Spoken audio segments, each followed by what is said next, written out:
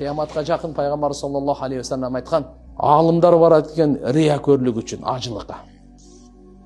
Кембагалдар барат экен тилемчилик үчүн, ажылыкка. Байлар барат экен акча, бизнес жасаш үчүн, ажылыкка. Бийлер барат экен саякаттанып, кожо көрсүн үчүн, ажылыкка. Булардын бири да ажы кабыл болбойт деген.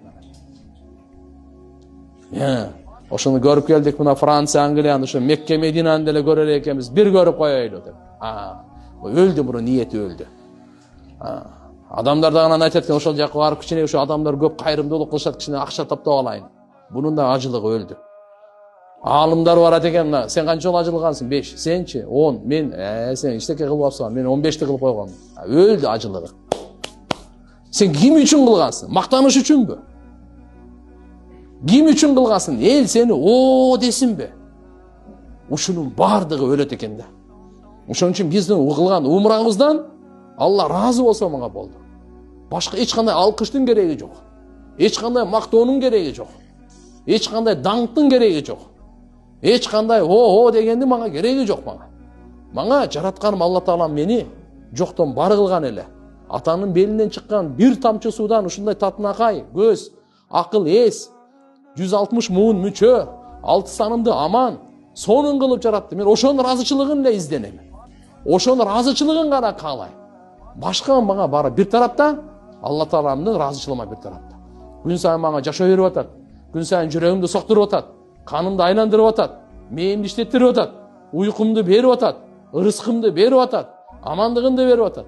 Алла Тааланын неаматтары. Кандай кылып бизди жаратып койгон? Мына ошого Алланын ыраазычылыгын максат кылуу.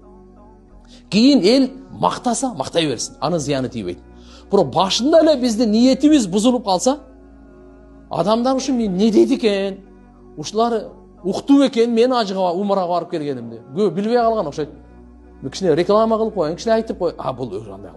Биздин ниетибиз, максатыбыз жараткан Алла Тааланын ыраазычылыгы үчүн умрага баруу. Ошон үчүн умрачыларга эң биринчи мен өзүмө айтам, экинчи сиздерге айтам, биз ниетибизди оңдойлу. Ушул жерден ниетибизди оңдойлу. Ушул жерден Алла Таалага айтайлы. Дуа кылайлы эки колду көтөрүп. Я Алла, менин ушу кыла турган умрамды кабыл кылгын. Качан кабыл кылат? Качан Алланын ыраазычылыгы көздөлсө, максат кылынса. Ошон үчүн Алла субхана ва таала эгерде кабыл кылган болсо, бүттү. Биздин Алла Таалам дүние маселебиз да чечилет, кабырдын маселеси да чечилет, ахиреттин түбөлүктүү маселеси чечилет. Ишенип коюң. Эгер Алла эле кабыл кылган болсо, биздин кылган амалыбыз Аллага эле жаккан болсо, бүттү. Алла Таала биздин дүние ахиреттибизди оңдоп койду.